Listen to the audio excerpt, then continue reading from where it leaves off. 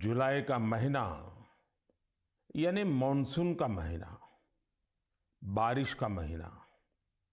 बीते कुछ दिन प्राकृतिक आपदाओं के कारण चिंता और परेशानी से भरे रहे हैं।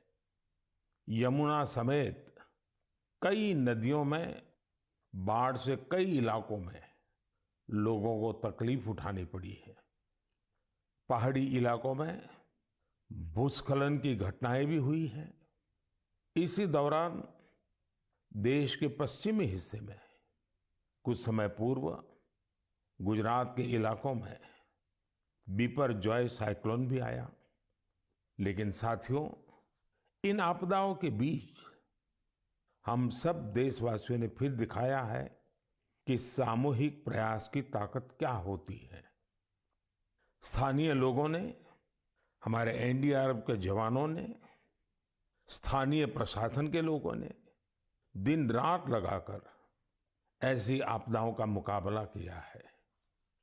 किसी भी आपदा से निपटने में हमारे सामर्थ्य और संसाधनों की भूमिका बड़ी होती है, लेकिन इसके साथ ही हमारी संवेदनशीलता और एक दूसरे का हाथ थामने की भावना उतनी ही अहम होती है।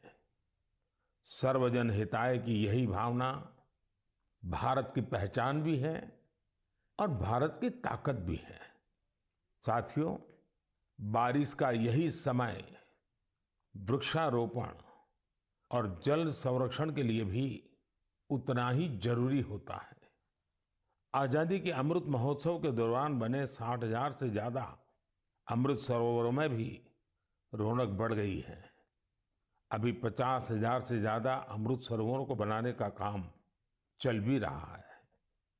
हमारे देशवासी पूरी जागरूकता और जिम्मेदारी के साथ जल संरक्षण के लिए नए नए प्रयास कर रहे हैं। आपको याद होगा, कुछ समय पहले मैं एमपी के शहडोल गया था। वहां मेरी मुलाकात पकरिया गांव के आदिवासी भाई बहनों से हुई थी। वहीं पर मेरी उनसे प्रकृति और पानी को बचाने के लिए भी चर्चा हुई थी। अभी मुझे पता चला है कि पकरिया गांव के आदिवासी भाई बहनों ने इसे लेकर काम भी शुरू कर दिया है।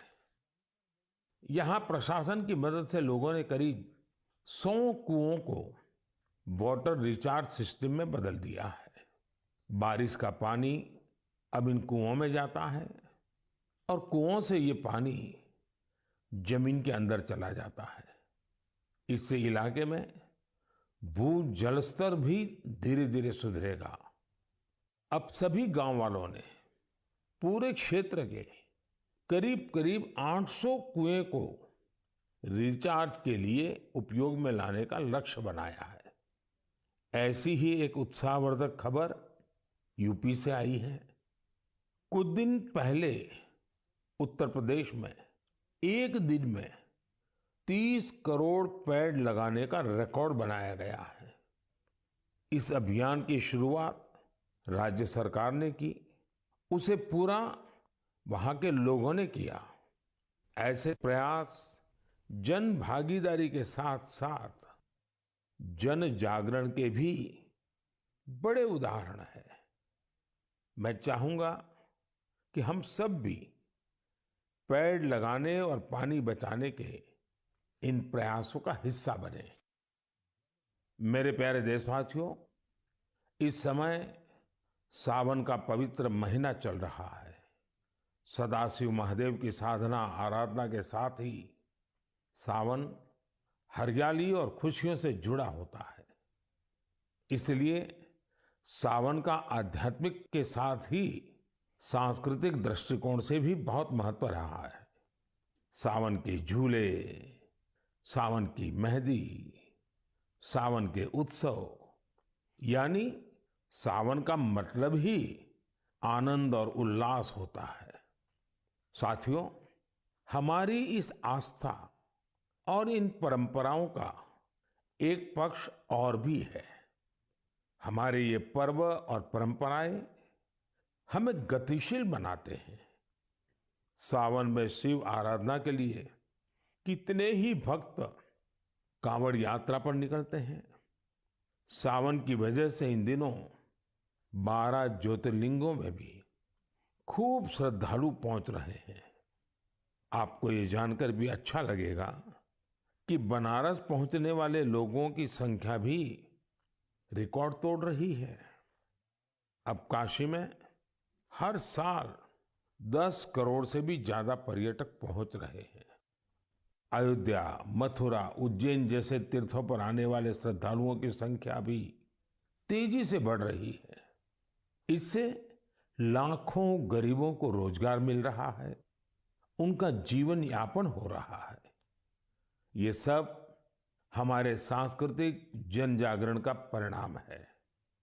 इसके दर्शन के लिए अब तो पूरी दुनिया से लोग हमारे तीर्थों में आ रहे हैं।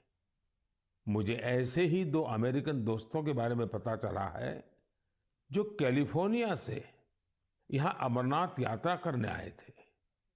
इन विदेशी मेहमानों ने अमरनाथ यात्रा से जुड़े स्वामी विवेकानंद के अनुभवों के बारे में कहीं सुना था। उससे उन्हें इतनी प्रेरणा मिली कि खुद भी अमरनाथ यात्रा करने आ गए। ये इसे भगवान भोलेनाथ का आशीर्वाद मानते हैं। यही भारत की खासियत है कि सबको अपनाता है, सबको कुछ न कुछ देता है। ऐसी ही एक फ्रेंच मूल की महिला है, शार्लोट शोपा। बीते दिनों जब मैं फ्रांस गया था तो इनसे मेरी मुलाकात हुई थी। शार्लोट शोपा एक योगा प्रैक्टिशनर है, योगा टीचर है और उनकी उम्र 100 साल से भी ज्यादा है। वो सेंचुरी पार कर चुकी है। वो पिछले 40 साल से योग प्रैक्टिस कर रही हैं। वो अपने स्वास्थ्य और 100 साल की इस आयु का श्रेय योग को ही देती है। वो दुनिया में भारत के योग विज्ञान और इसकी ताकत का एक प्रमुख चेहरा बन गई है। इनसे हर किसी को सीखना चाहिए। हम न केवल अपनी विरासत को अंगीकार करें, बल्कि उसे जिम्मेदारी के साथ विश्व के सामने प्रस्तुत भी करें। और मुझे खुशी है कि ऐसा ही एक प्रयास इन दिनों उज्जैन में चल रहा है। यहाँ देश भर के 18 चित्रकार पुराणों पर आधारित आकर्षक चित्रकथाएं बना रहे हैं। ये चित्र बूंदी शैली, नाथद्वारा शैली, पहाड़ी शैली और अपभ्रंश शैली जैसी कई विशिष्ट शैलियों में बनेंगे। इन्हें उज्जैन के त्रिवेणी संग्रहालय में प्रदर्शित किया जाएगा। यानी कुछ समय बाद जब आप उज्जैन जाएंगे तो महाकाल महालोक के साथ साथ एक और दिव्य स्थान के आप दर्शन कर सकेंगे। साथियों, उज्जैन में बन रही इन पेंटिंग्स की बात करते हुए मुझे एक और अनोखी पेंटिंग की याद आ गई है। ये पेंटिंग राजकोट के एक आर्टिस्ट प्रभात सिंह मोडभाई बरहाट जी ने बनाई थी। ये पेंटिंग छत्रपति वीर शिवाजी महाराज के जीवन के एक प्रसंग पर आधारित थी। आर्टिस्ट प्रभात भाई ने दर्शाया था कि छत्रपति शिवाजी महाराज राज्याभिषेक के बाद अपनी कुलदेवी तुलजा माता के दर्शन करने जा रहे थे, तो उस समय क्या माहौल था। अपनी परंपराओं, अपनी धरोहरों को जीवंत रखने के लिए हमें उन्हें सहेजना होता है, उन्हें जीना होता है, उन्हें अगली पीढ़ी को सिखाना होता है। मुझे खुशी है कि आज इस दिशा में अनेकों प्रयास हो रहे हैं। मेरे प्यारे देशवासियों, कई बार जब हम इकोलॉजी, फ्लोरा, फोना, बायोडायवर्सिटी जैसे शब्द सुनते हैं तो कुछ लोगों को लगता है कि ये तो स्पेशलाइज्ड सब्जेक्ट है, इनसे जुड़े एक्सपर्ट के विषय हैं। लेकिन ऐसा नहीं है।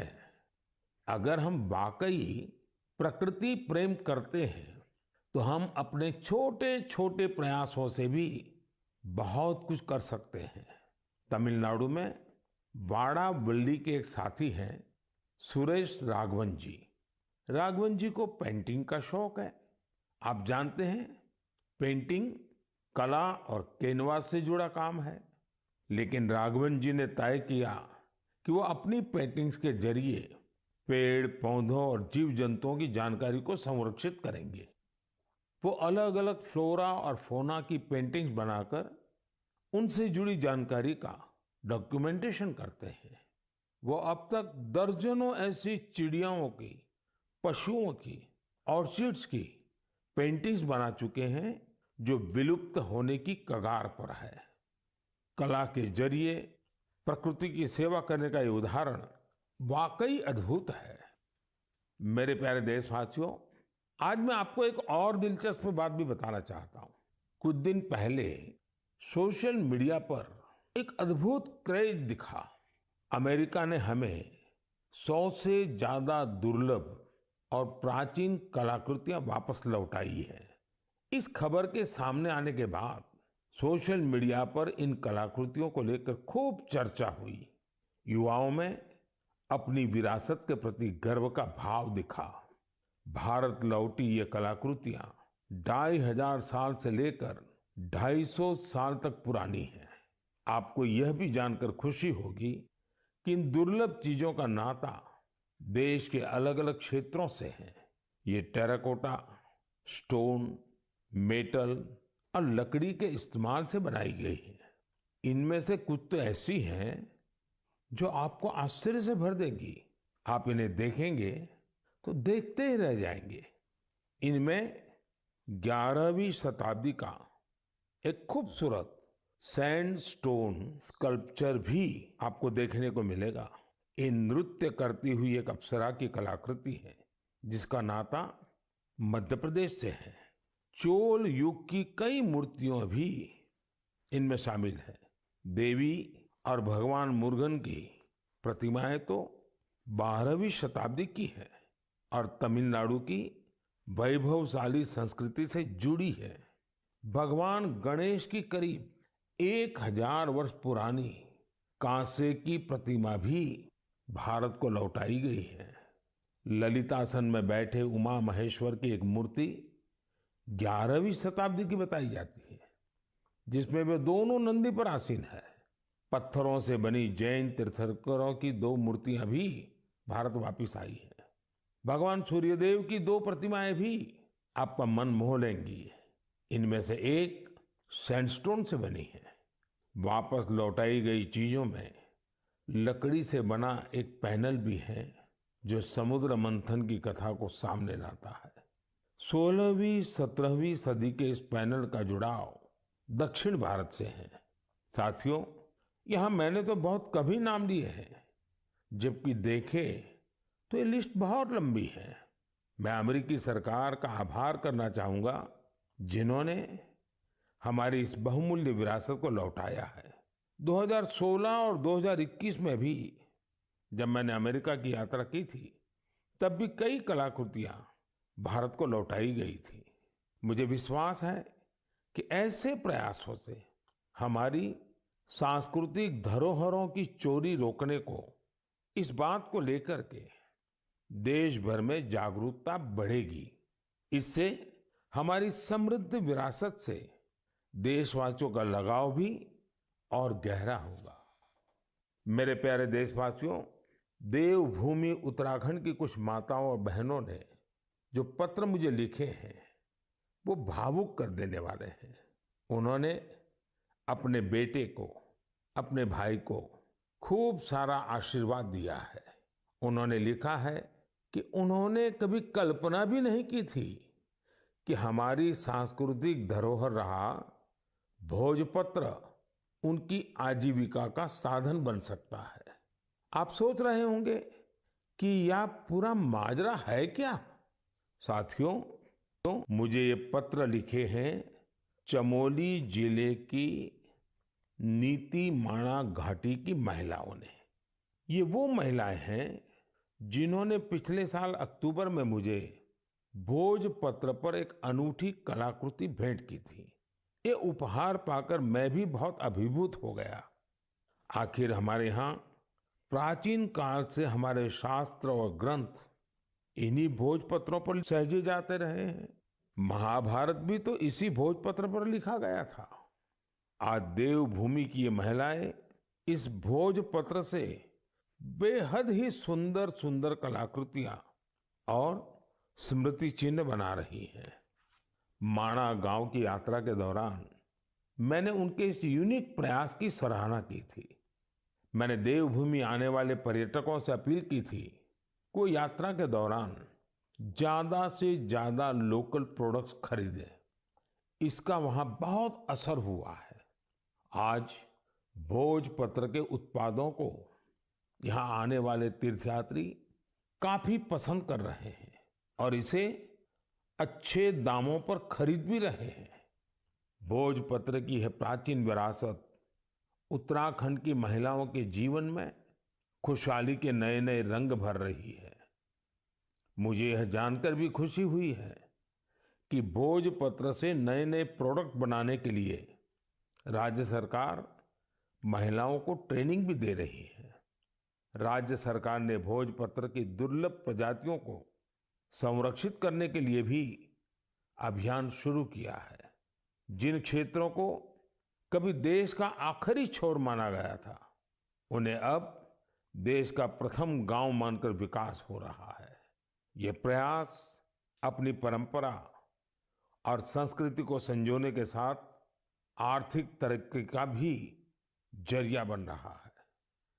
मेरे प्यारे देशवासियों, मन की बात में मुझसे इस बार काफी संख्या में ऐसे पत्र भी मिले हैं जो मन को बहुत ही संतोष देते हैं। ये चिट्ठी उन मुस्लिम महिलाओं ने लिखी है जो हाल ही में हज यात्रा करके आई है। उनकी ये यात्रा कई मायनों में बहुत खास है। ये वो महिलाएं हैं जिन्होंने हज की यात्रा बिना किसी पुरुष सहयोगी या महरम के बिना पूरी की है और ये संख्या 150 नहीं बल्कि 4000 से ज्यादा है। यह एक बड़ा बदलाव है। पहले मुस्लिम महिलाओं को बिना महरम हज करने की इजाजत नहीं थी। मैं मन की बात के माध्यम से सऊदी अरब सरकार का भी हृदय से आभार व्यक्त करता हूं। बिना महरम हज पर जा रही महिलाओं के लिए खास तौर पर विमेन कोऑर्डिनेटर्स नियुक्ति की गई थी। साथियों, बीते कुछ वर्षों में हज पॉलिसी में जो बदलाव किए गए हैं, उनकी भरपूर सराहना हो रही है। हमारी मुस्लिम माताओं और बहनों ने इस बारे में मुझे काफी कुछ लिखा है। अब ज्यादा से ज्यादा लोगों को हज पर जाने का मौका मिल रहा है। हज यात्रा से लौटे लोगों ने, विशेषकर हमारी माताओं बहनों ने चिट्ठी लिखकर जो आशीर्वाद दिया है, वो अपने आप में बहुत प्रेरक है। मेरे प्यारे देशवासियों, जम्मू कश्मीर में म्यूजिकल नाइट्स हो, हाई एल्टीट्यूड में बाइक रैलीज हो, चंडीगढ़ के लोकल क्लब हो और पंजाब में ढेर सारे स्पोर्ट्स ग्रुप्स हो, ये सुनकर लगता है एंटरटेनमेंट की बात हो रही है, एडवेंचर की बात हो रही है। लेकिन बात कुछ और है। ये आयोजन एक कॉमन कॉज से भी जुड़ा हुआ है और ये कॉमन कॉज है ड्रग्स के खिलाफ जागरूकता अभियान। जम्मू कश्मीर के युवाओं को ड्रग्स से बचाने के लिए कई इनोवेटिव प्रयास देखने को मिले हैं। यहाँ म्यूजिकल नाइट, बाइक रैली जैसे कार्यक्रम हो रहे हैं। चंडीगढ़ में इस मैसेज को स्प्रेड करने के लिए लोकल क्लब्स को इससे जोड़ा गया है। वे इन्हें वादा क्लब्स कहते हैं। वादा यानी victory against drugs abuse. Punjab में कई स्पोर्ट्स ग्रुप्स भी बनाए गए हैं जो फिटनेस पर ध्यान देने और नशा मुक्ति के लिए अवेयरनेस कैंपेन चला रहे हैं। नशे के खिलाफ अभियान में युवाओं की बढ़ती भागीदारी बहुत उत्साह बढ़ाने वाली है। ये प्रयास भारत में नशे के खिलाफ अभियान को बहुत ताकत देते हैं। हमें देश की भावी पीढ़ियों को बचाना है तो उन्हें ड्रग्स से दूर रखना ही होगा। इसी सोच के साथ 15 अगस्त 2020 को नशा मुक्त भारत अभियान की शुरुआत की गई थी। इस अभियान से 11 करोड़ से ज्यादा लोगों को जोड़ा गया है। 2 हफ्ते पहले ही भारत ने ड्रग्स के खिलाफ बहुत बड़ी कार्रवाई की है। ड्रग्स की करीब 1.5 लाख किलो की खेप को जब्त करने के बाद उसे नष्ट कर दिया गया है। भारत ने 10 लाख किलो ड्रग्स को नष्ट करने का अनोखा रिकॉर्ड भी बनाया है। इन ड्रग्स की कीमत 12,000 करोड़ रुपए से भी ज्यादा थी। मैं उन सभी की सराहना करना चाहूंगा जो नशा मुक्ति के इस नेक अभियान में अपना योगदान दे रहे हैं। नशे की लत न सिर्फ परिवार बल्कि पूरे समाज के लिए बड़ी परेशानी बन जाती है। ऐसे में यह खतरा हमेशा के लिए खत्म हो, इसके लिए जरूरी है कि हम सब एकजुट होकर इस दिशा में आगे बढ़े। मेरे प्यारे देशवासियों, जब बात ड्रग्स और युवा पीढ़ी की हो रही है तो मैं आपको मध्य प्रदेश की एक इंस्पायरिंग जर्नी के बारे में भी बताना चाहता हूँ। ये इंस्पायरिंग जर्नी है मिनी ब्राजील की। आप सोच रहे होंगे कि मध्य प्रदेश में मिनी ब्राजील कहाँ से आ गया? यही तो ट्विस्ट है। एमपी के शहडोल में एक गांव है विचारपुर। विचारपुर को मिनी ब्राजील कहा जाता है। मिनी ब्राजील इसलिए क्योंकि ये गांव आज फुटबॉल के उभरते सितारों का गढ़ बन गया है। जब कुछ हफ्ते पहले मैं शहडोल गया था तो मेरी मुलाकात वहां ऐसे बहुत सारे फुटबॉल खिलाड़ियों से हुई थी। मुझे लगा कि इस बारे में हमारे देशवासियों को और खासकर युवा साथियों को जरूर जानना चाहिए। साथियों, विचारपुर गांव के मिनी ब्राजील बनने की यात्रा 2-2.5 दशक पहले शुरू हुई थी।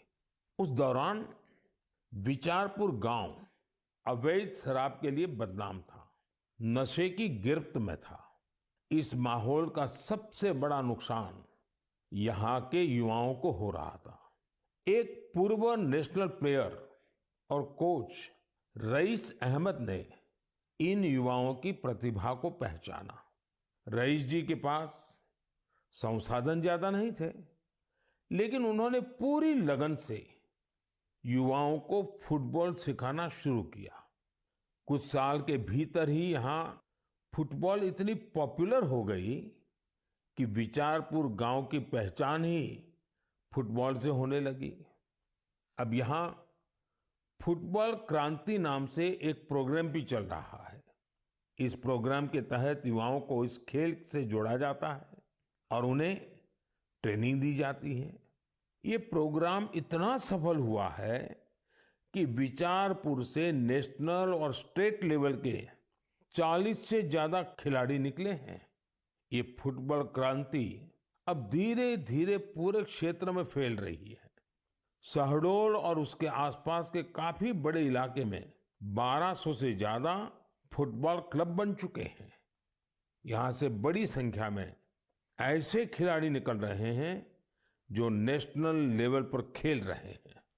फुटबॉल के कई बड़े पूर्व खिलाड़ी और कोच आज यहाँ युवाओं को ट्रेनिंग दे रहे हैं। आप सोचिए, एक आदिवासी इलाका जो अवैध शराब के लिए जाना जाता था, नशे के लिए बदनाम था, वो अब देश की फुटबॉल नर्सरी बन गया है। इसलिए तो कहते हैं, जहां चाह वहां राह। हमारे देश में प्रतिभाओं की कमी नहीं है। जरूरत है तो उन्हें तलाशने की और तराशने की। इसके बाद यही युवा देश का नाम रोशन भी करते हैं और देश के विकास को दिशा भी देते हैं। मेरे प्यारे देशवासियों, आजादी के 75 साल पूरे होने के अवसर पर हम सभी पूरे उत्साह से अमृत महोत्सव मना रहे हैं। अमृत महोत्सव के दौरान देश में करीब करीब 2 लाख कार्यक्रमों का आयोजन किया गया है। ये कार्यक्रम एक से बढ़कर एक रंगों से सजे थे, विविधता से भरे थे।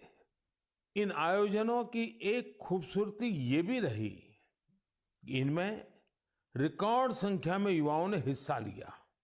इस दौरान हमारे युवाओं को देश की महान विभूतियों के बारे में बहुत कुछ जानने को मिला। पहले कुछ महीनों की बात करें तो जन भागीदारी से जुड़े कई दिलचस्प कार्यक्रम देखने को मिले। ऐसा ही एक कार्यक्रम था दिव्यांग लेखकों के लिए राइटर मीट का आयोजन। इसमें रिकॉर्ड संख्या में लोगों की सहभागिता देखी गई। वहीं आंध्र प्रदेश के तिरुपति में राष्ट्रीय संस्कृत सम्मेलन का आयोजन हुआ। हम सभी जानते हैं कि हमारे इतिहास में किलों का, फोर्ट्स का कितना महत्व रहा है। इसी को दर्शाने वाली एक कैंपेन किले और कहानियां, यानी फोर्ट से जुड़ी कहानियां भी लोगों को खूब पसंद आई। साथियों, आज जब देश में चारों तरफ अमृत महोत्सव की गूंज है, 15 अगस्त पास ही है, तो देश में एक और बड़े अभियान की शुरुआत होने जा रही है। शहीद वीर वीरांगनाओं को सम्मान देने के लिए मेरी माटी मेरा देश अभियान शुरू होगा। इसके तहत देश भर में हमारे अमर बलिदानियों की स्मृति में अनेक कार्यक्रम आयोजित होंगे। इन विभूतियों की स्मृति में देश की लाखों ग्राम पंचायतों में विशेष शिलालेख भी स्थापित किए जाएंगे। इस अभियान के तहत देश भर में अमृत कलश यात्रा भी निकाली जाएगी। देश के गांव-गांव से, कोने-कोने से 7500 कलशों में मिट्टी लेकर ये अमृत कलश यात्रा देश की राजधानी दिल्ली पहुंचेगी। ये यात्रा अपने साथ देश के अलग-अलग हिस्सों से पौधे लेकर भी आएगी। 7500 कलश में आई माटी और पौधों से मिलाकर फिर नेशनल वॉर मेमोरियल के समीप अमृत वाटिका का निर्माण किया जाएगा। यह अमृत वाटिका एक भारत श्रेष्ठ भारत का भी बहुत ही भव्य प्रतीक बनेगी। मैंने पिछले साल लाल किले से अगले 25 वर्षों के अमृतकाल के लिए पंच प्राण की बात की थी। मेरी माटी मेरा देश अभियान में हिस्सा लेकर हम इन पंच प्राणों को पूरा करने की शपथ भी लेंगे। आप सभी देश की पवित्र मिट्टी को हाथ में लेकर शपथ लेते हुए अपनी सेल्फी को yuva.gov.in पर जरूर अपलोड करें। पिछले वर्ष स्वतंत्रता दिवस के अवसर पर हर घर तिरंगा अभियान के लिए जैसा पूरा देश एक साथ आया था, वैसे ही हमें इस बार भी फिर से हर घर तिरंगा फहराना है और इस परंपरा को लगातार आगे बढ़ाना है। इन प्रयासों से हमें अपने कर्तव्यों का बोध होगा, देश की आजादी के लिए दिए गए असंख्य बलिदानों का बोध होगा, आजादी के मूल्य का एहसास होगा। इसलिए हर देशवासी को इन प्रयासों से जरूर जुड़ना चाहिए। मेरे प्यारे देशवासियों, मन की बात में आज बस इतना ही। अब कुछ ही दिनों में हम 15 अगस्त आजादी का ये महान पर्व का हिस्सा बनेंगे। देश की आजादी के लिए मर मिटने वालों को हमेशा याद रखना है। हमें उनके सपनों को सच करने के लिए दिन रात मेहनत करनी है। और मन की बात देशवासियों की इसी मेहनत को, उनके सामूहिक प्रयासों को सामने लाने का ही एक माध्यम है। अगली बार कुछ नए विषयों के साथ आपसे मुलाकात होगी। बहुत बहुत धन्यवाद। नमस्कार।